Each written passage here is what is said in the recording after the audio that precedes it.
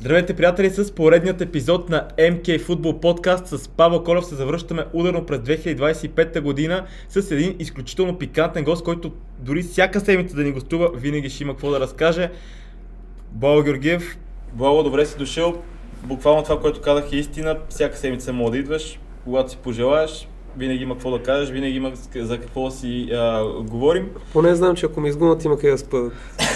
Тук имаме удобно диван, че нищо ще не влиза в кадъра. Снимаме го на минус 15 през сутринта, а тук е супер топло, виждаш по-къс ръка. Аз това съм с кожухче, да се чуват. И аз по-овър, нали, топличко. Сега снимаме август месец. Да. Преди да почнем, супер много теми да коментираме, най-вече с футбола и в България, в Европа, твоя лична история, но така малко по-отстрани да започнем. Колко отстрани? Не много. Винаги ми е правило нещо много интересно впечатление за тебе конкретно. Винаги си супер позитивен, винаги си супер усмихнат. Предполагам, следиш супер много събития, наоколо се случват, обществото е доста разделено, радикализирано, фанатизирано в някакви свои мнения и крайности. И общо често доста хората са навъсени, така мрачни, начумерени. Кажи ми, каква е рецептата и как успяваш винаги да оставаш позитивен? Трудно ли е, лесно ли е, обаче в крайна сметка по-добре да си лъчезарен, отколкото да си постоянно някакъв да сееш омраза, да хейтваш. То виж, в България, не само в България, навсякъде, всеки има мнение, всеки разбира от всичко, особено в България, знаете, футбол, политика, няма човек, който да не разбира, но да тръгваш да хейтиш и да мразиш, това са неща, които за мен са изключени. Аз никога няма да тръгна да обиждам някой или да мразя. Това мраза, аз не обичам ще тази дума, защото как мога да мразиш някой. И аз постоянно чета за мен коментари, какви ли не коментари съм чел през живота ми. Ако тръгна да ги изреждам, наистина трябва не всяка седмица, всеки ден да видя на гости и да ги изреда. Но ако трябва да обръщам внимание на тях, до сега съм се обесил, не знам къде е най-високото някъде.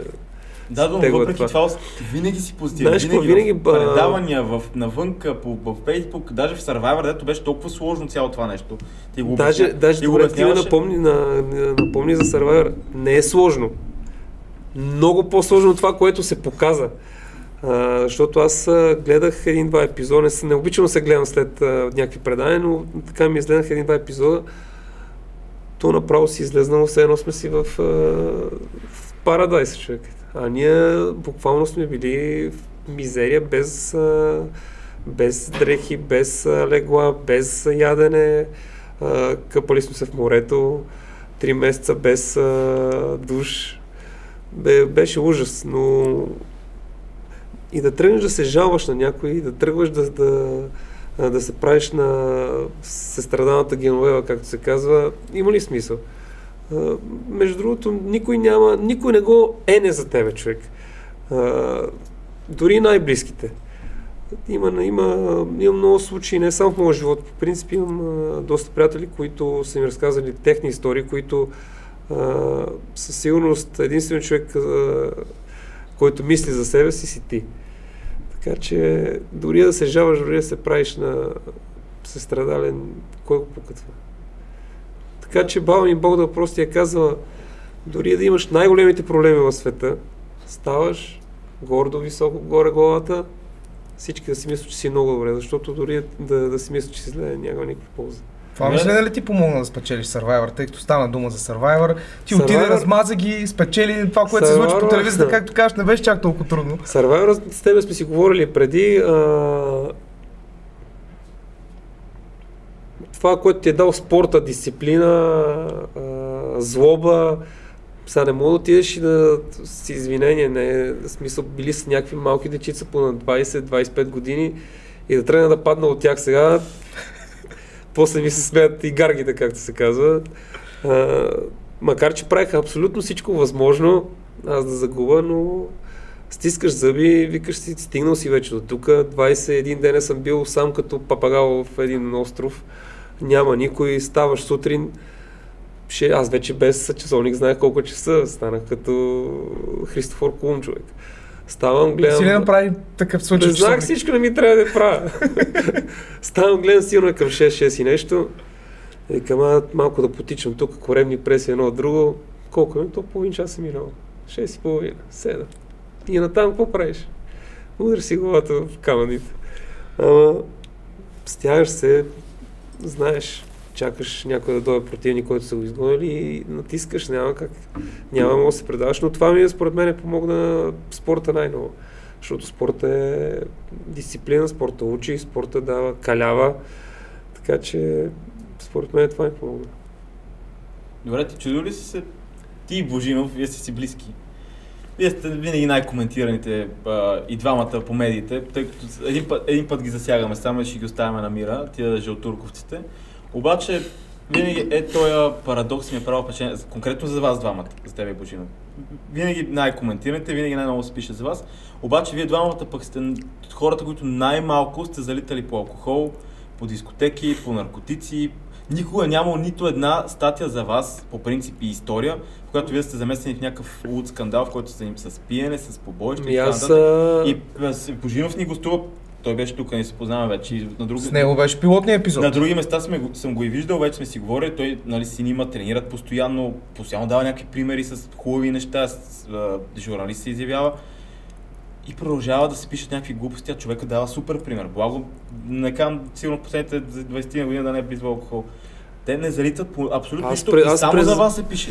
Аз през живота алкохол не съм пробвал, той много добре знае, даже се очуди, като бяхме заедно с него в Майорка. Да, защото медийният образ е нещо съвсем различно, нали? Да, аз през живота не съм близвал алкохол, не знам вкуса на алкохол. Единственото, което знам, вкуса е на червеното вино, защото като взимаш причастие, ти смесваш хляба с виното и тогава усещам вкуса на виното, знам какво е. Но друг вкус не знам, никога не съм бил пил, никога не съм пушил. Но съм чел много статии за мен и за наркотици, и за алкохол, че са изкарвали мъртво пияни, и за какви ли не глупости. Добре, ама защо го правят според тебе? След като вече си ги осъдил повечето. Осъдил съм три медии, 3 големи вестника, 2 големи онлайн и 2 големи онлайн издания. И нещо променили се, не. И пак ти звънка, да бе, благо тук, това. Да, бе, аз примерно... Защото хората не да се показват, 100 пъти една повторна лъжа става истина. Ма естествено и те хората... Аз единствено... Знаеш за какво съдих един голям вестник? Не заради мен, аз съм свикнал за мен да ми пишат какви ли не работи и ми е сено. Но бяха изкарали на баща ми интервю, 2 страници в средата, 2 страници, където баща ми не е виждал журналист при живота. Той не е виждал, не е да дава интервю, той не е виждал журналист. И си чинили такова, където хората и започват да звънят на баща ми, почват да идат пред нас, следят камери, глупости, все едно. Не знам какво е станало. И на мен тогава ми стана, тогава се нервирах и заради това почнах да ги съда всички. И съм ги осъдил имам всички дела там. Нищо не се променя. И точно това е. Като повториш няколко пъти едно и също нещо, това става истина и хората го вярват. Мене ми е все едно, но аз имам роднини, близки, майки, бащи, които четат и искат и не искат, те го вярват това. Колкото и да знаят, че не е истина, понякога ми звърта, така. Викам се, запомня, занимаваш с глупости, като знаеш, че не е така. Да, ама да питам. Хората, то ти остава вътре. Колкото не искаш да го мислиш, то ти остава вътре. Добре, ти беше по толкова много отбори, по толкова много страни. Обаче само в България се пише. Защо в чужбина не се писаха такива жълтини? Защото не ги интересуват. Защото не ги интересуват това. Добре, това беше Сърбия, в България като менталитет сме горе-долу Сърбия, да, горе-долу Сърбия малко така се доближава, но пак не те въвличат в такива глупости. Макар че там се пише. Кога ще спре това тук? Няма да се спре, защото това се продава. В смисъл в другите държави, където да съм бил, никой не го интересува ти какво правиш. Значи ако хората спрат да се интересуват това нещо, и те няма да пишат за такива неща, защото някой да ги чете. Само че хората никой няма да спрат да се интересуват от това. Добре, защо тогава седна да пишат книги, например? Защото ето аз съм фен на фентази романи, чета, чакам с нетърпение 1 година, 2 години за следващата книга, след това сядам, препрочитам старите книги, колкото и време да ми отнеме. Даже някой път тук шеф, ако гледа, спестявам си подготовки за мачове, за да прочита фентазито, да си припомня какво се е случило. Ти си добре подготвен, спокойно. Не може ли фентазита да се пишат и в този стил, който да им е интересен на хората? Просто с измислени герои, с измислени имена, защото трябва винаги да е Благо Георгиев, да е Валери Божинов, да е, ако ще да е някой друг, примерно Везенков, не знам как не са го захапали още, или Карлос Насар, или някой от нашите изявени спортисти. Везенков, примерно Карлос Насар, примерно сега скоро нещо го захапаха Карлос Насар. Карлос Насар не са спирали да го хапят. Онзи ден ми направи дори ми ме пусна на тебе без като предимство излезе да мине. един път едно име и не спира. Да. Почна да алгоритъм някакъв. Аз преди като, нали знаеш, футболистите какво е дискотеки, жени, мени, едно друго, но защо всички гледаме футболистите? Всеки един нормален човек ходи 20 000 пъти повече от футболистите на дискотеки. Аз ти казвам лично аз, никога няма да отида на дискотека, ако съм изгубил матч. Ако съм изгубил матч, не искам да виждам никой. 2-3 дена аз не говоря с никой. Ма добре, забравяме да отидеш на дискотека, като не, въпрос е... Особено 200 фена на Цървена звезда. Ако ние 100 човека влезнахме, водим 18 точки Партизан, завършихме 0-0 с чукарички или не знам, те влезнаха в съблеканата 100 човека. Все едно сме изгубили шампионата, човек. Ние водим 18 точки Партизан и купата сме взели. Как си го обясняваш това нещо? Тогава беше Аилтон с мене. Аилтон, спомняте ли си Аилтон? Дебеля, Вердер. Да. Два става шампион, такъв голмайстор на Бундеслигата с Вердер. Той блъскаше яко. Дойде в Звезда и той няма, аз нали знам испански, той знае испански, си говорим и аз навсекъде с мене. Идва и какво става тук? Аз не знам какво става тук. Ужас, какво е това? Вика, това не е нормално. Той е свикнал в Германия, бяла държава.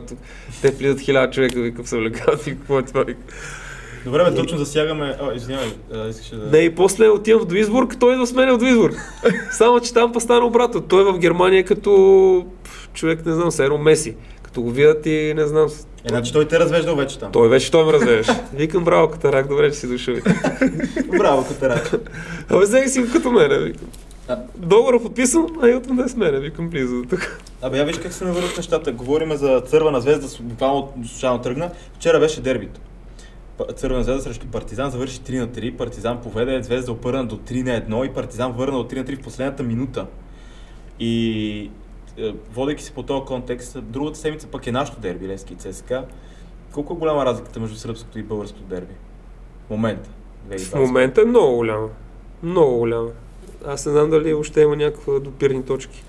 В смисъл, едно време, когато при 30-40 години, аз като си спомням, бил съм малко още, естествено, ние беха черно-бели телевизорите, като си спомням, то нямаше места по трибуните. Едно е тогава, едно е сега, човек. Сега няма хора. Добре, по какъв критерий би... Той да има хора, те хората не ходят да гледат, да се радват, те ходят да правят глупости, човек. То ти се губи интерес. Добре, по какъв критерий би сравнил българското и сръбското дерби? С кое изоставаме? Къде е разликата? Кое е това, което прави много впечатление? В Сърбия си обичат футбол най-вече. Ти знаеш ли, Партизан, Цървена звезда, те от обяд ти затварят център, ти не можеш да стъпиш в центъра, човек. То е така. Ти излизаш от... Направо адреналинът те бие яко. Те чуваш цялото обяд, вечерта 6-7 мача, ти от обяд гледаш стадиона се пълни. То направо ти е кеф. Повече любов към отбора, който подкрепеш и по-малко омраза към противника, не както е тук. Омразата не е ли повече? Не знам дали е по-малко омраза. Не знам, питам аз. Толкова война. То там е... Звезда и Партизан е... като ЦСКА и Левски. Добре, от фенска гледна точка отстъпва ли българското на сръбското? Защото и левскарите, цескарите си ходят, пак има тази война, тия бомбички се хвърлят, обаче сякаш не мога да стигнем все още. Да ти кажа, сега не съм гледал скоро сръбското първенство, но аз като бях, стадионите бяха фул. Без значение къде отидеш, без значение с кой отбор играеш, Маракана си е фул. Както и Партизан беше, но тогава бяха по-слаби. Но не знам, не мога да сравня с България. За жалост, примерно един Лудогорец 50 пъти шампион подред, има 2 човека и половина. Според тебе защо? Защото не знам, защото според мен с който и да съм говорил, с който разбираш футбола човек да съм говорил, никой не е казал една добра дума за Лудогорец. А защо? Не знам, виждам някаква... пак ще да кажа омраза. Не е омраза, но... Омраза има като, има. Като все едно е изкуствено направен този отбор, макар че аз само адмирации за Домовчийски, той показа как се прави бизнес, защото футбол е бизнес. Той показа как може да се направи. И го доказва, и го показва. Но хората, знаете, тук са разделени на ЦСКА и Левски. Ако нямаме добри ЦСКА и Левски, просто футбол в България няма да Тоест искаш да кажеш, че успехите на Лудогорец са малко по-насадени, отколкото изстрадани.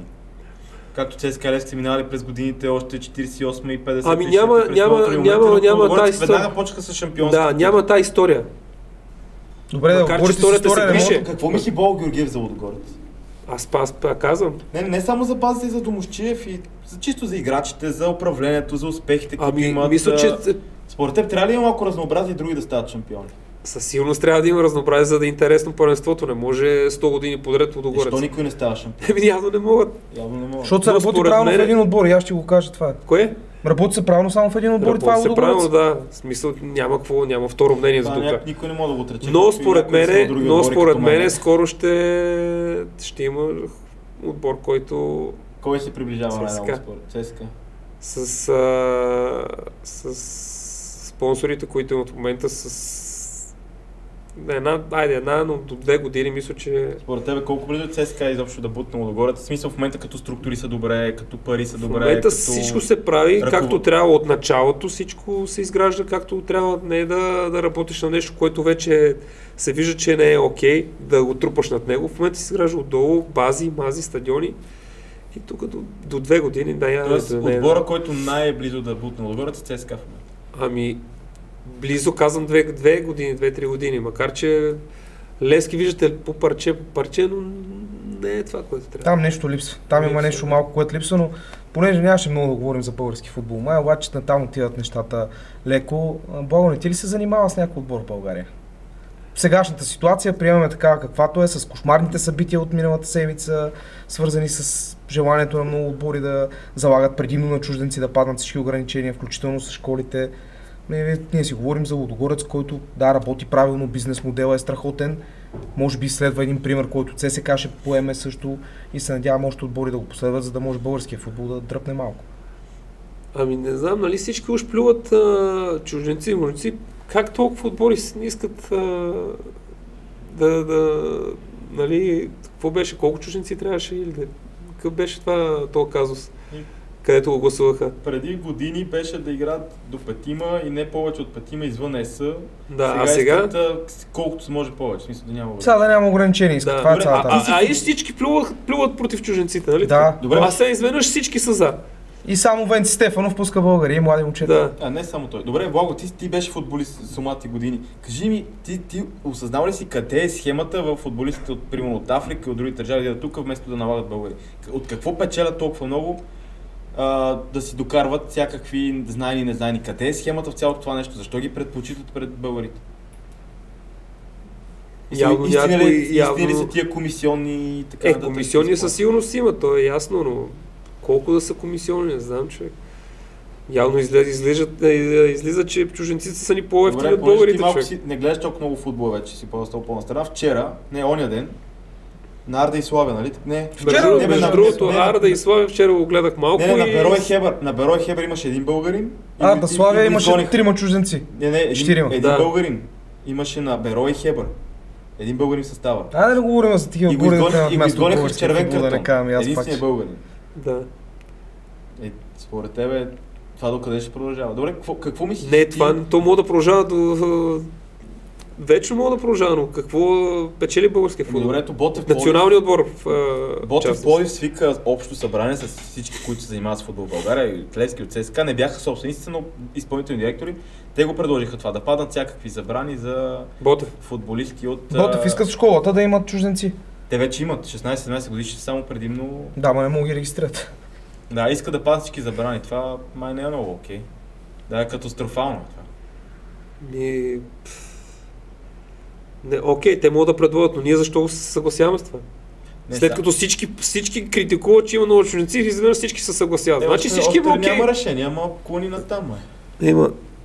Дали е така? След като критикуваш нещо, защо се съгласяваш с това? Значи ти си за. Аз не мога да разбера тук. И това ми беше мисълта в такава ситуация, занимава ли ти се с български футбол? С клуб, да речем, взимаш отбор, както Винисиус онзи ден си взе отбор в 2-ра дивизия на Португалия, който може да стане елитен скоро. Да видим и Благо изведнъж да вземе някой отбор. Аз имам две-три възможности не само за тук, но и за чужбина, но не се получиха. Занимаваше ми се много, защото все пак футбол това е моят живот. Аз 20 години съм правил и също нещо. Преди това 15 години съм тренирал, така че 35 години съм само футбол. Каквото и да кажеш е лъжа, ако не... Естествено, че ми занимава. Но все по-малко и по-малко. Има ли шанс да те видим в БФС пък ние? Не. Ако те поканат обаче, с позиция... Каква позиция?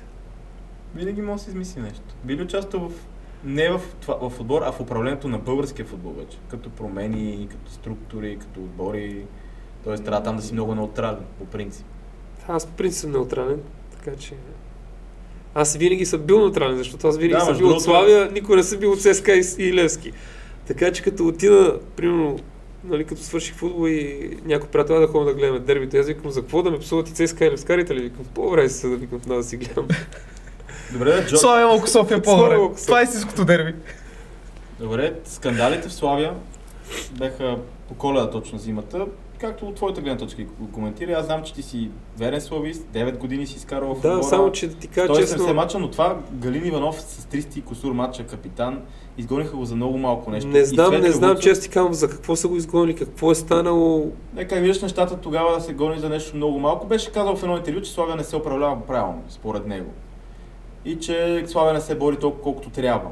И Венци Стефанов се ядоса и наистина го изгони. А Светло Вуцов се беше снимал с Левскар след някакъв матч. Мисля, това порой не е нещо ненормално да снимаш някакъв матч. И го изгониха пък него за снимка с Левскар, но пък там май феновете искаха да го махат. Как? Твоята гледна точка, знам, че си славист, но какво мислиш? Галин Иванов все пак беше капитан, има 300 плюс матч. Феновете се събраха, доста феновете, те нямат чак толкова много, но колкото имаха се събраха и казаха, Венци, това не е правилно, което правиш. Вижте, тук трябва да вземеш винаги да гледаш и двете страни, не мога да вземеш една страна. Трябва да гледаш фактите как и от едната и от другата страна. И те най-добре си знаят вътре какво е станало. Това, което излиза по новини и по това, може би въобще да не е това. Може би да е съвсем друго. Ние не знаем истината каква е. Ако се разрова, мога да ви кажа каква е истината, но... Да преминем, предлагам малко към по-личните истории, защото българския футбол няма го правим тук на тая маса, колкото и да опитваме. Понеже стана дума за Славия. Благо, някоя любопитна история. Ти почваш да играеш в Славия и изведнъж се появява възможността Депортиво Алавес. Колко време изкара преди да се... Ти знаеш ли как се появява тази възможност? Как се появява? Свършва първия полусезон зимата. Аз цял полусезон играя на инжекции. Имам футбол такъв херния, трябва да се оперирам. Свършва последния мач, на другия ден влизам в Пирогов, се оперирам. И след един ден Венци вика ми трябва да ходим за Испания. Ти си оперирал предния ден? Аз предния ден не мога да стана от нас. Викам, това е Испания, бе, човек? Викам, аз не мога да ходя. Вика, трябва да ходя. Викам, хубаво ще ходим, за какво ходим на екскурзия. Отиваме... Лига Експириенс. Да, Лига Експириенс. Отиваме, аз едва мърдам. И отиваме там, преговаряме глупости, те много ми искат, нали, гледали ми в национални Славия, ти искат такова, те се борят да не изпаднат. Аз като, нали, стадиона гледаме, бази, мази, лига, какво ти кажа. И на един крак отиваш да играеш сега, такова, няма какво да го мислиш и той ми вика моят менеджер, вика, ти решава сега, вика. Това е твое мнение, твое решение се вика, каквото кажеш, това е. Аз човек едва му хода, викам, да минем тези медицинските изследвания. Гледаме зъби, мъби, всичко и отиваме вече при това да види тялото. И ти нали знаеш, че като ти правят операция тук на хернията и ти слагат една мрежичка, която ти се здрават в канала. И то доктора само, аз нарочно не съм си свалил и гащите, за да ми вида, да не ми види и това разрез от операцията. Съм стегнал, все едно нищо минава. И той само бърка отдолу, е така, тук където е мрежичката, само натиска. Вика, няма проблеми. А на мене човек се едно, не знам, студена под болки, ама седа да не втори път оперират. Край, викам, то ми разреши операцията. Не мърдам човек, железен. Викам, браво, но всичко е точно, окей, викам, сега ще... Казвам, точно, викам, ще отрепвам, викам, само да подпиша. Добре, ти преди това ти е първото излизане. Това е първото излизане. Преди това си бил във Франция на юношески турнир. Там Франция два пъти в Греново. От Лил също и от Бордо. Не, от Лил беше преди това в Славия. Само, че не се разбраха с парите, нещо пак, както винаги. Той Емил Данчев, между другото, ги докара тогава. От Лил беше всичко точно, вече всичко договорено. Какво стана? Стана, бе. Разкажи, какво да видиш Меси на матч, да играеш с Лионел Меси? Тогава още с косичката, млад, пъргав, какво да играеш с Меси? Не, това ти казвам, подписвам с това и правя първа тренировка, втора тренировка, трета и трябва да играем. И той ме вика, почваш. А викам, къде почвам? Викам, аз не мога да, бе. Той треньор и президента си беше едно човек, един ненормален. Дмитрий Питерман, такъв украински еврей, ги държи там. Абе, чудо, ужас. И вика, почваш. Викам, къде почвам, човек? Аз първо не съм тренирал тези 2-3 тренировки, не съм тренирал преди това от 2 седмици. Знаеш ли испански като отида там или? Не бе, какво знам, аз не знаех българските и испански. И вика, почваш, викам, къде не мога да почвам, викам, нямам сила, викам, аз нямам. Почваш. Аз викам, честно ви викам, не мога са. Не, викам, почваш. Викам, хубаво, явно това няма да такова, той си знае неговото. Излизаме да загряваме 102 000 на ноукамп. Аз преди 2 седмици съм играл на 102 човека на своя. Викам, къде съм, тук ли съм, нямам ли ме, какво става, не знам, човек. Излизам, те загряват. Ти знаеш какъв отбор бяха Барселона? Това коя година? Роналдиньо, Меси... Роналдиньо, ето, Иниеста, Шави, Пойол. Кой се сетиш, човек? Dream Team тежък, те направо биват отборите. И при всяко докосване на Меси на Роналдиньо публиката става. Меси не беше още, той Меси не беше. Не, той, да, само че второто влезна, той не беше още от звездите, да, той е малък. Той още минимално не е бил роден. Той тогава не ви ли вкара точно? Той не е бил заплануван. Той Меси не ви ли вкара точно тогава в този матч? То попагава. Но както и да е. И... Ти знаеш каква е история? Почва матча и Роналдиньо не пипа топката 2-3 минути, човек. Чакай, ти играете Барса Алавес. Барса Алавес на много 100 000 човека и Роналдиньо не пипа топката първите минути. Първите 2-3 минути не докосва топката. А кой играе с топката? Еми те си цъкат нещо сред, цък, ама няма наляво. Той е само тичане, значи. И ние бяхме само тичане, да. Гледате мача отблизо. Да. И не майче не го гледаме, и тичаме. И по едно време там вече му дават един дълъг пас, спира топката, сгради и тръгва срещу нашия бек. Финт. И он е нашия бек как назад и падна, човек. Все едно го застреляха, викам, откъде го стрелят снайперисти, викам. И публиката, нали знаеш, само и като се дигна човек, викам, тук ще е тежка ви хрушка, викам, това матч, викам, няма да ни бъде. От 2-0 ли, колко беше? Май 2-0. Нещо. Аз тогава скъсах, аз му казах, че не съм готов, аз скъсах, аз не бягах въобще. Добре, кой беше най-силният футболист тогава в Барселона? Роналдиньо.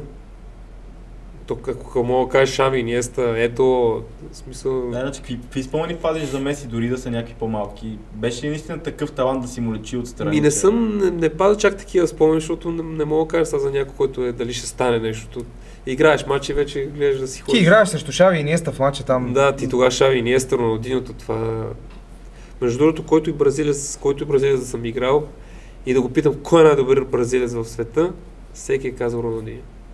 Никой не е казал нито Пеле, нито Неймар, Роналдиньо, Гауш. Добре, Хълк. Още играе, между другото, в Атлетико Минейро на 40 години. Ти си мисля, че когато ти беше в Русия, той беше в Русия. 2 пъти го бих. В Зенит.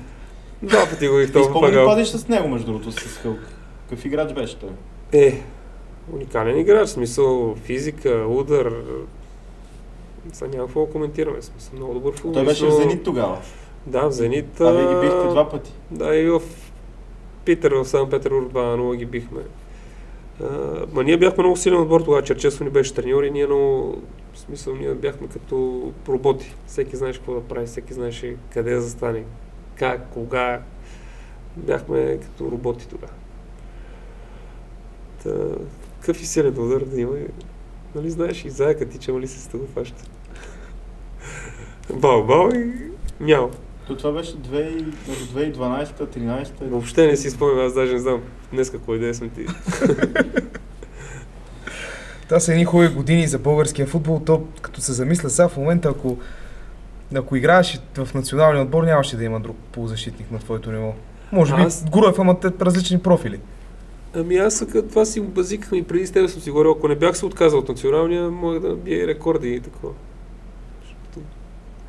Лошото, че в момента може да има добри футболисти в националния, но аз даже не ги познавам, не знам имената на някой от тях.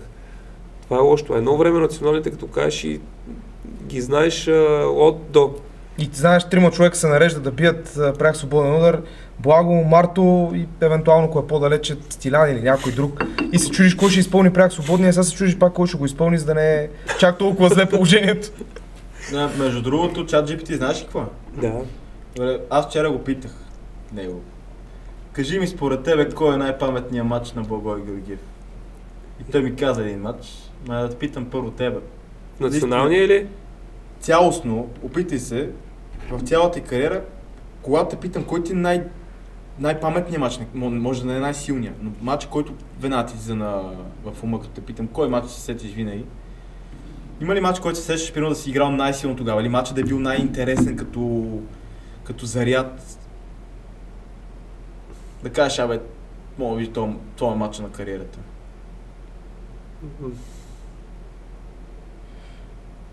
Какво ти е казал толкова тарак? Аз предполагам какво ти е казал. Да видим. Матч Черна гора. Един от тях, каза два, да, един е това. Шалки, да? Не. Кой? Дано да не бърка много, но на европейското. Аз нямам. Не бе. Не на европейското.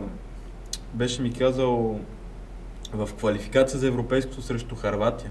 Да, 2-2. Или този матч, но в един от този матч имаш някакъв уникален пряк свободен, аз може би съм го забравил.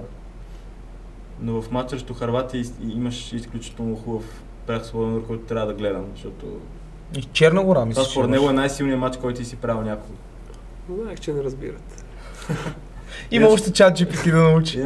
Не, все пак това е изкуствен интелект, нали? Ти го питаш, ама... Според тебе кой ти е? Не знам, много... Така един да кажеш, не. И примерно Цървена звезда Милан. Играеш срещу Гатузо. Какъв защитник беше Гатузо? Наистина ли е такъв? Аз все такива отбори съм играл с Dream Team, човек. Ти знаеш ли Милан тогава какъв отбор бях? С Гатузо, с Кака, с Инзаги, с Шевченко. Европейски шампиони май бяха. Ето това отбора с Карло Анчелоти. С Анчелоти, да. 2005 от Ливърпул с Зидоров, Малдини, Кафу, Дида. Добре, да обърнем въпрос, какво да играе срещу Dream Team на Милан? Между другото, там бяхме на Сан Сиро, бяхме много по-добре. И ако бях вкарал аз 5-та минута, имах едно положение, то избив гредата и излезна, тогава мисля, че могахме да ги отстраним, но Инзаги пак вкара от 33 см гол. Я довкара. Ако имаше вар, Инзаги нямаше да бъде футболист. И вече в Белград 2-0, 3-0 ни биха, 1-1 беше. Но вече то при 2-1 вече ние спряхме, то нямаше и време. Но... Ако там бяхме направили или Хикс или такова, той и така се пръсна Маракана, ще да падне. Добре, толкова ли страшен Гатузо на живо като футболист, толкова да се плащат? Не, според мен по-страшен беше Ибрахима Гай, който изнесе Инзаги направо го прати при Анчелоти и се гушкат на скамейката. И какво се случи Гатузо, как реагира? Той се чудеше, че. Той винаги беше най-злобният. Какво е това? Какво става? Чакай, значи изнасят една топка спорна на тъчлинията пред скамейката на Милан. И Гай чака само Инзаги да докосне топката, да мога да изнесе заедно с топката, да няма фал. И направо с топка пред Анчелоти така си стъркаля човек. Цялата скамейка стана. Гатузо и какво става? Кой е толкова? Той като канибал.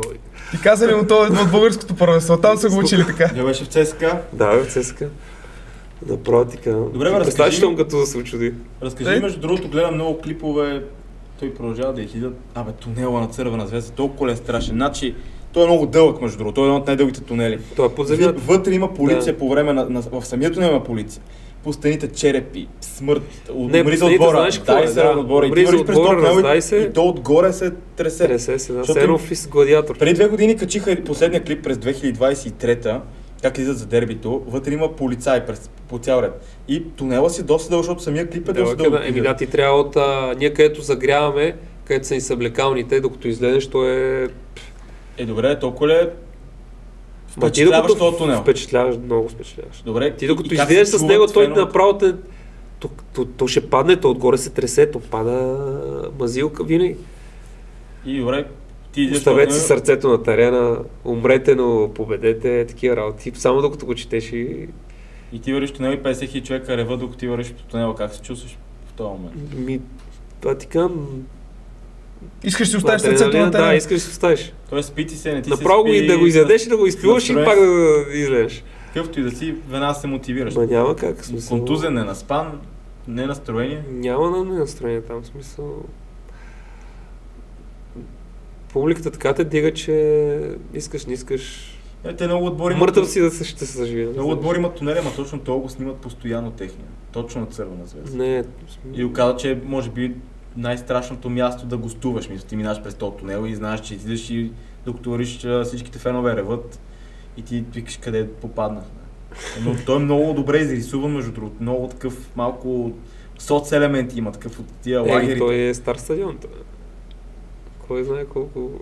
Там ли беше най-голямата мотивация за теб да играеш? Като отношение на феновете, на собствениците, на треньорите? Изключваме Славия, разбира се, това си е роден отбор. Терек. Терек с Рамзан. Колко хора ходят често на матчове на Терек? Фул е стадион всеки път. За колко голям? 30 000 някакъв? Той е чисто нов, го направих аз, като бяхме първия матч, нали, на откритието играхме с Анджи, нали, ги бихме 1-0. Аз, нали, вкарах 1-0, фал вкарах. Тогава бяха Роберто Карлос, силни Анджи. И... Те не станаха ли шампиони после? Не. Не мисля, че имат една шампионска титла, Анджи. Не. По-натам. Анджи не, те бяха за Лига Европа нещо, полуфинал или там, докъде стигнаха. Но и в Русия имаше много, в смисъл много добри футболисти имаше по това време. А според теб ти, понеже си гостувал, нали, в Зенит, ЦСКА Москва, Спартак, Локо Москва, кой отбор в Русия има най-екзалтираните фенове? Да ти правят впечатление, че са много луди? Зенит и Спартак. Зенит и Спартак? А ЦСКА Москва къде е в класацията? И те имат, но не е това. Те винаги са едно Зенит и Спартак, ЦСКА и Левски са едно. Те винаги са... Те си уреждат там да се бият преди мачове, там. То дербито принцип не е ли? Спартак Москва и ЦСКА Москва? Да, ама... Зенит... От крайно време си Зенит и Спартак са. Но това са най-върлите фенове според тебе в Русия. Да. А тези, примерно, Локо Москва, Динамо Москва, примерно? Не са такива. Примерно ти да Барселона, виждал ли си фенове? Те са все едно на театър. Ти в Барселона не мога да ги сравниш, примерно, с Осасуна. Осасуна ще падне стадиона на Барселона.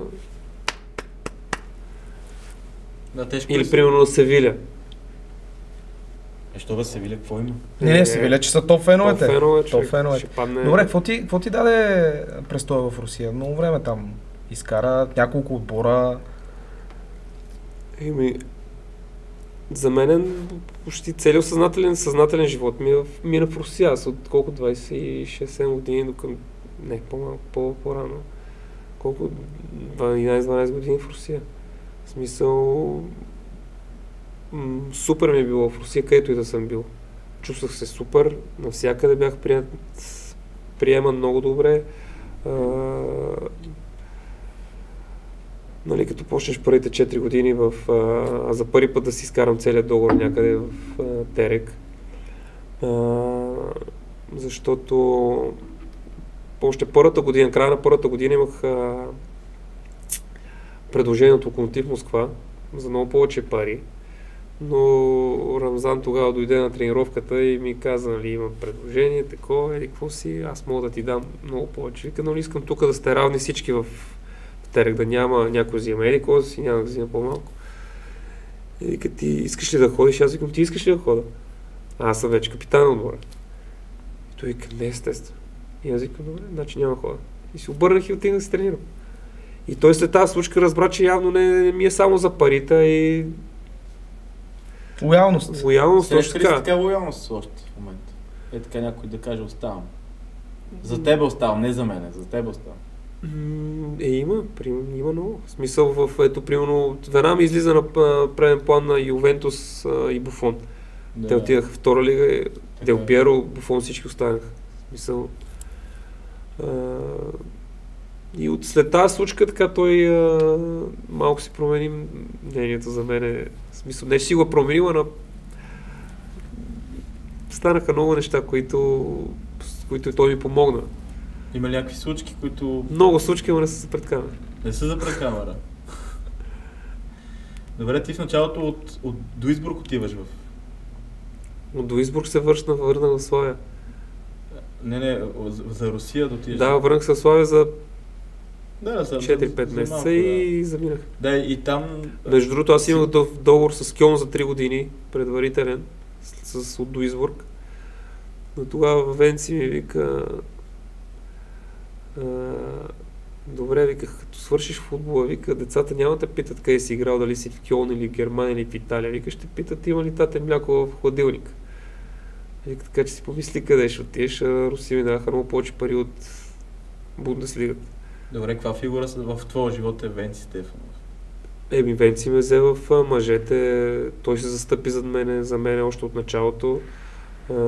Дори си спомням, че се скара с Кано Коцев, тогава Бог да прости, макар че Кано ме обичаше и той ми беше даже в младежки национален няколко мача, но той си обичаше да играе с утвърдени футболисти, възрастни над 30 години.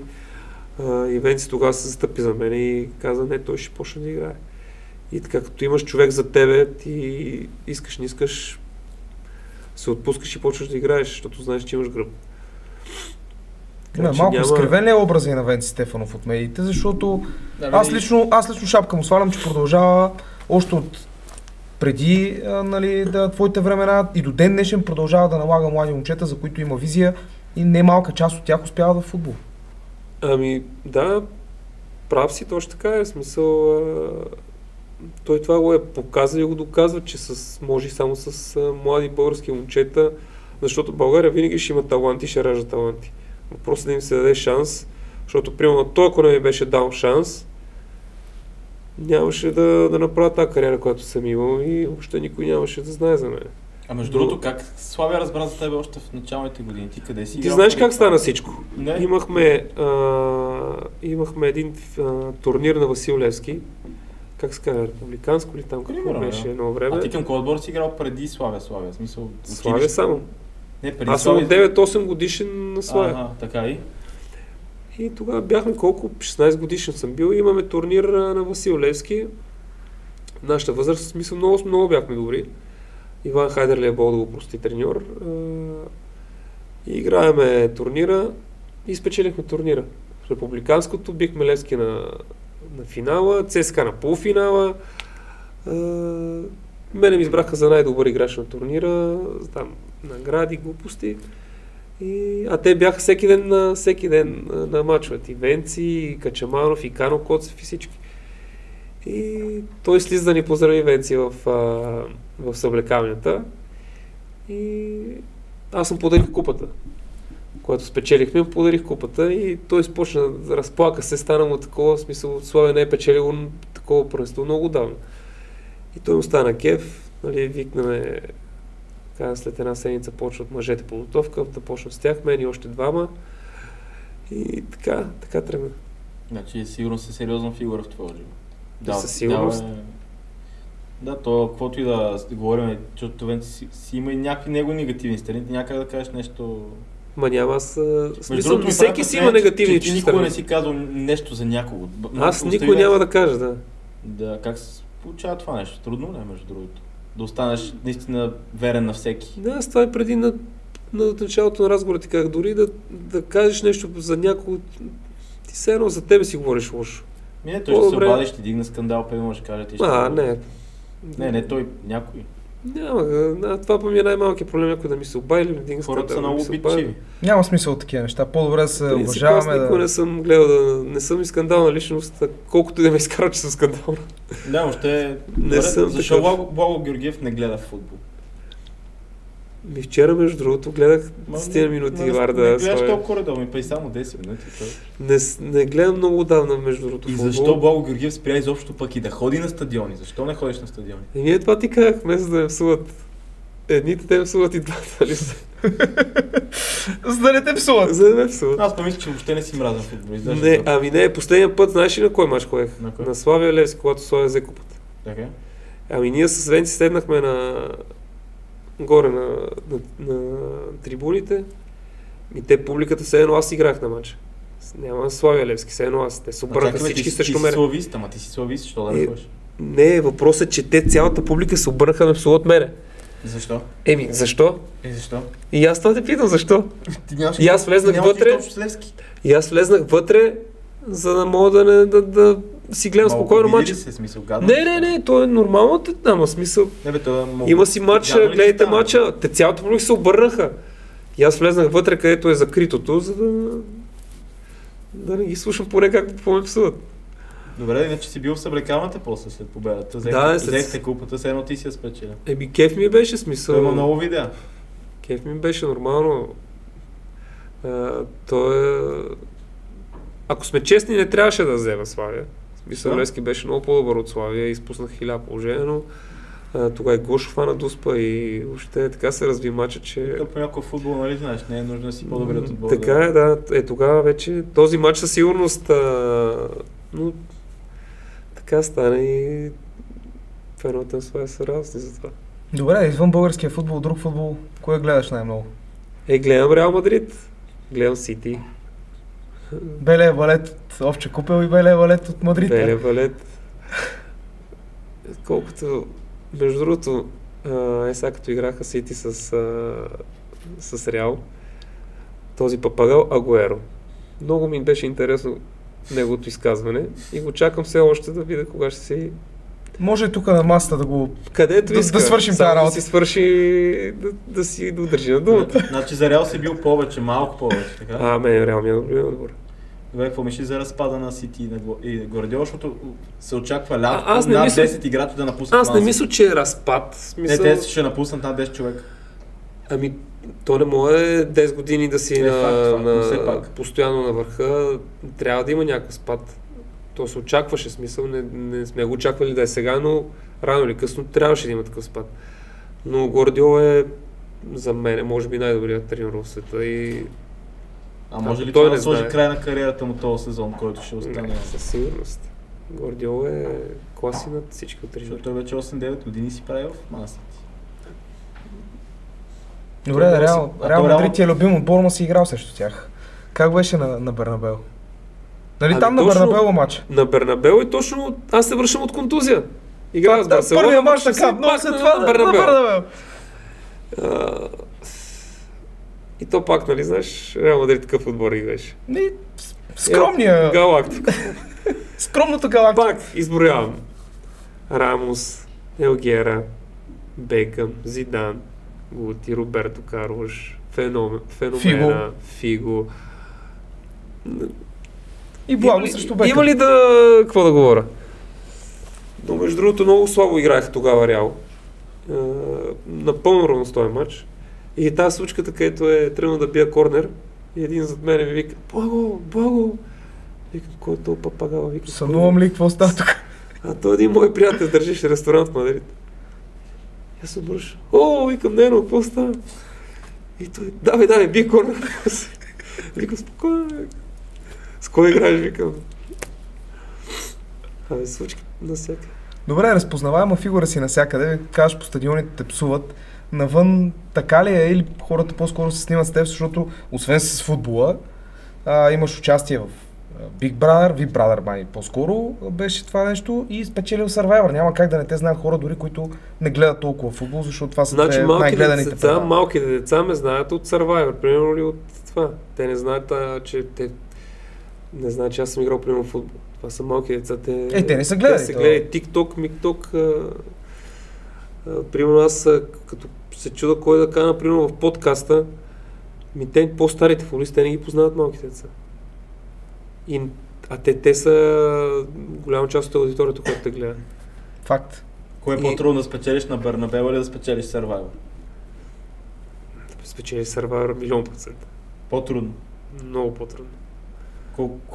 Каква част от всичко, което ви случва, не виждат хората в ефир? Много голяма част не виждат. Те не виждат мъките, страданията. Те виждат, примерно, за 1-2 часа гледат там някакви игри, но игрите не са всичко.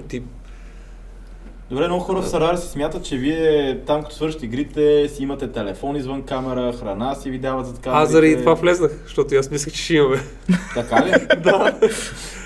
Явно... Но първият ден ми убиха всяко желание. Наистина ли си лягаш 1-2 месеца гладен всяка вечер? 2 месеца и половина, 3 месеца беше това. Ама гладен си лягаш? Гладен толкова сме яли ориз на ден. Така чашка. Ориз на ден. На ден. Колко килограма свалих? Аз свалих на 50-я ден 15 кила, 16 кила. Защото ни мериха, даже на живо ни мериха. 16 кила? Това не е здравословно? То и аз свалих за 53-4 дена 21. После ще ми кажеш тайната поне 2 да сваля. Че положението е тежко. Да не издаваме тук, дали? Ще пращам Survivor матч. Не, там на 3-я ден съм чал. Ще се сбия с някой. Кое е нещо, с което в Survivor най-много не можеш да свикнеш? Свикваш с всичко, аз това съм... Кое е най-трудно да свикнеш?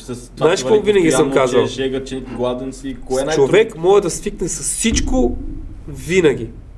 Няма нещо, което човешки организъм или човек, който с всичко свикваш. И как спиш, когато с глада най-тежко се свиква, защото... Как спиш, когато си гладен? То не спиш. Възможно. Аз първата седмица не съм мигнал. Ти така може да се разболееш. Можеш. Значи всичко е истина. Ма истина, примерно Филип Буков, актьора, 3 пъти пада пред мене. Губи съзнание, губи видимо свят, пада. И ако се удари някъде, примерно, нещо на остро на такова край, човек въобще не е това, което някой си мисли, защото аз после четах, те си имат телефони, те си спят в хотел, викам, какво да обясняваш? Добре, тия снимки, човек като ви вижда... То аз ако само ми вижте снимките, аз съм като... Скелет! Скелет. А често ти кажа, не мога да разбера кой мъж и кой е жена в Survivor. Ма то е ужас, и аз не можах да ги разбера. Значи пак жълтините пише, че Бал Георгиев се играва оттам жени, това, пък то... Мои мъже съм заиграл, аз вече не знам кой беше с брада, кой с мустаци, кой с коса, кой с без коса. Добре, 2 месеца и половина, глад, тързания и така нататък, сега ти извънка 2026 ще правим Survivor, отиваш. 300 000 награда. Даже няма да им дигна телефона, само ако видя, че пише Survivor. Не би отишъл? Не, никога. А друго предаване? Сега постоянните шеги, ергените, които получихме. Ергени са ми звънели поне 20 пъти. Трябваше съм втори ерген, след като излезахме от Survivor, трябваше съм втори. Как да отида човек да се целувам с някакви папагали, къде съм ги видял за преди 1 минута? Се прегръщаме, гледат децата човек. Няма как да стане. Добре, това ли е основната причина, че ти не би участвал в Ергена? А иначе харесва ли ти формата? Не съм го гледал никога. Добре. Аз телевизия не гледам, той знае. Добре, толкова неща за теб, че аз ако не те познавам, аз ще си мисля... Аз телевизия не гледам въобще. Имаше една статия, че Благо Георгиев се бута за Ергена и те му отказват даже. Не знам къде беше, но ти си се бутал за там и си бил изключително ядосан, че не те искат тебе за Ергена. Жалко не съм взели. Виж колко тъга виждам в очите ти. Не мога да се видят сълзите от тези очи. Знаеш за какво става? Просто те хора така или че си го гледат. Не, на мене по принцип някъде постоянно ми излизат... Помниш за това 20 жени да се боря да имаш 3 месеца в една къща. Мисля, ще го изтърпиш и това нещо. Ако ти си Ергена наистина. Това ще го изтърпиме, това не е проблем да го изтърпим. Въпросът е, че аз не съм за там аз. Имаш принципи, които не мога да ти смисъл, децата са ми големи вече, ти представяш си да ме гледат всека вечер, защото те искат, не искат, те го гледат това, те ми излизат постоянно. Навсякъде се бута, да.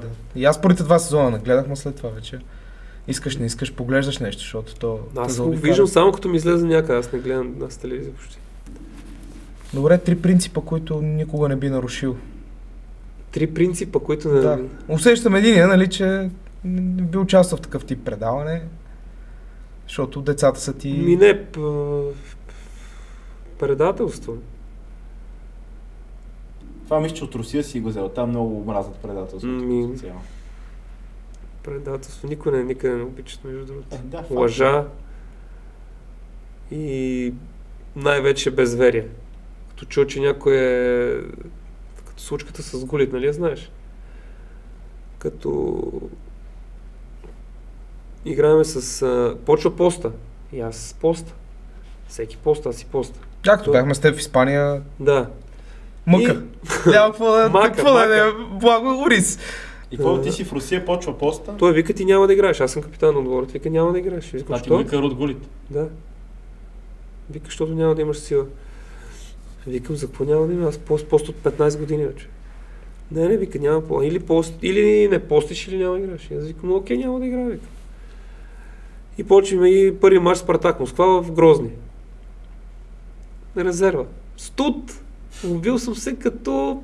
За първи път съм скамейката, бе наистина много студено. И 2-0 на края на по времето 2-0 и той вика, благо, ти я загряваш. Аз викам, няма да загря. Що? Нямам сила, викам. Така с неговите камъни, да, той право. Ти я да загряваш, ти казах. И той вика, и аз викам, нямам сила. Излизат на 15 минути почивка, излиза и пак ми вика, ти я загряваш. И аз викам, нямам сила, ти казвам, ама служил краката е така на това, и викам, нямам сила и даже не го гледам. Аз не знам от тут къде се намирам, човек. И той ми вика, добре, минава 60-та минута, вика, ти я загряваш. Само така вече. Нямам сила, вече без думи. 3-0 паднахме. Вечерта му звъни Рамзан. Защо не игра Георгиев? Защото пости. И вика, колкото пости. Няма да има сила, вика, ти нормален си, вика. Те, вика, нашите, вика, като правят там по един месец, техните ли там, какво правят, нито ядат, нито презене, нищо. Вика, как, вика, ще ги накараш тег да такова. Вика, ти каква вяра си? Никаква, вика. Какво вярваш в себе си, вика? Айде на другия ден му намаза ските. Така го уни голите. Затова ти казвам, много мръзна някой да каже, че не вярва. Ти няма как да не вярваш, бе, човек. Ти искаш, не искаш, ти се ражда с вярата. Най-елементарното нещо, което е, ако не вярваш, примерно, че ще порасне това цвете, ако го засадиш, ще го посадиш ли?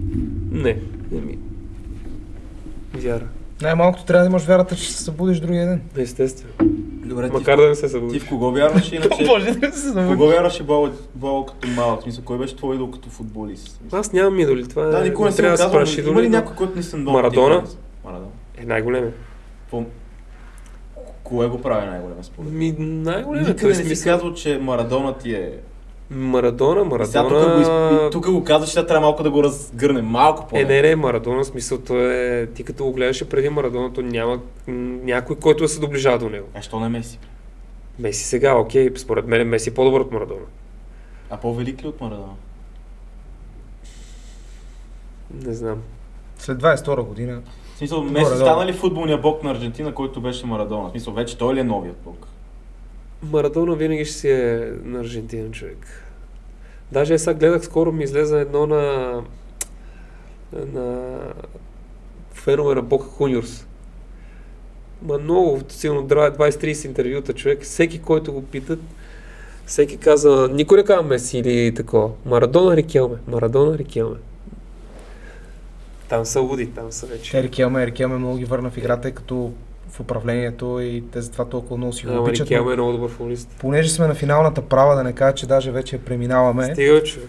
Какво прави, гле? Виж как бързо минава. Той му се разсъни. Тъкмо бързо минават нещата. По-уютно, топличко, такова, говорим се за хина. Аз това ти казвам, всяка седмица мога да идваш, един час ще минава така. С какво се занимава Благо Георгиев в момента? Подкаста.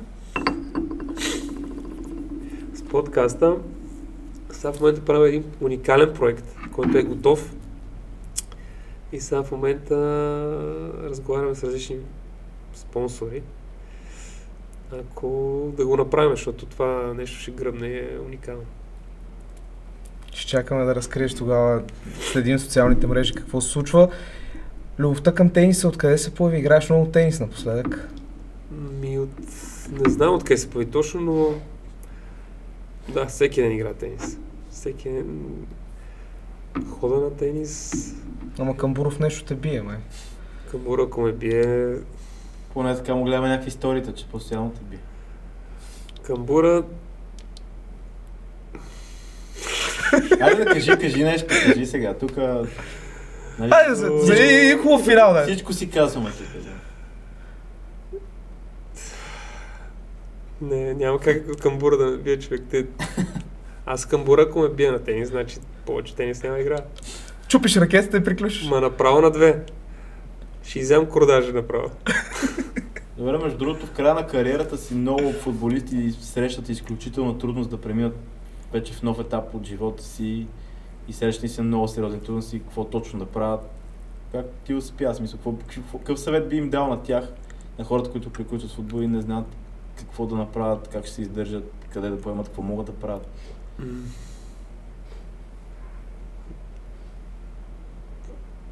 Трудно е по принцип, защото ти 20 години си правил едно и също нещо и изведнъж да го спреш, трябва предварително да знаеш какво искаш да правиш и да имаш някакъв план. Но всеки може да си избере какво да прави. Добре, ти помниш ли твой последен матч? Мисля, ти знаеш, че това наистина ти последен матч и повече не играеш футбол. Какво е чувство да знаеш, че това наистина е последния матч в живота ти? По-тук нататък? Ами не, защото аз имах още една година и половина договор в Русия. Само, че аз се отказах. Ти се отказа? Аз се отказах, да. Имах година и половина имах договор още, но... Ма контузии много вече или липса на желание към играта вече? Нямах чак такова удоволствие, така често. Постоянно те лагери, то не е като в България отидеш на... То там е по 3 месеца ходим на лагер, примерно в Анталия. Ти живееш 3 месеца в Анталия. И вече беше ми писнало и децата по-големи и вече ми иска да си ги виждам и тях по-често. Направихме тук най-различни бизнеси, където трябваше да съм до тях. Не е много друго, така се върти. Значи футболисти не играли наистина с удоволствие към играта, няма стана. И аз винаги съм си мислил, че футбол никога няма да ми писне футбол, никога, но не е така. И по едно време не изпитваш това удоволствие, примерно като си бил на 20 години, почваш и чакаш всяка седмица. По едно време в края ти става такова едно монотонно вече, гледаш да не... Макар, че като се върнеш сега искаш да се върнеш към това време. Така че, моят съвет към всички футболисти, играйте докато можете. Докато мърдате, докато му излъжете вашите собственици на клуба да ви дават пари. Така че играйте докато можете. Защото това е най-хубавото нещо, да ти дават пари за това, което ти обичаш да правиш. Ако не можете, пак играйте докато ви дават пари. Точно така. Те в България малко спряха да дават, ама... Те дават на някои, които не могат. Това е друго. Значи, търсете излизане в чужбина, май по-големи. Това със сигурност, да. По-големи се търси излизане. Колкото по-бързо мога да излезеш в чужбина, по-добре, но сега не може от... Бого, ние ти благодарим за участието, много бързо мина. За наше, за твое, за което и да съжаление, на мен лично ми беше много приятно, защото аз сега се познавам с теб, обаче мисля наистина човек, още като влезеш, се разбира, че си тотално друг човек. Харизма, бе, човек, харизма. И по отношение, и по спокойствие, като изразяване. Нищо общо това, което винаги се говори за теб. Много се радвам, че и аз се радвам, благодаря ви за поканата. И си поговорихме. И този път беше от среща, там наказан. Това път съм тук. Малко да видиш какво е на другите. Добре, толкова от нас. Не забравяйте, скъпи приятели, да ни последвате в социалните мрежи. Разбира се, абонирайте се за канала, гледайте всички видеа, защото предстоят много интересни неща, много интересни гости. Пишете в коментари кого искате да видите при нас.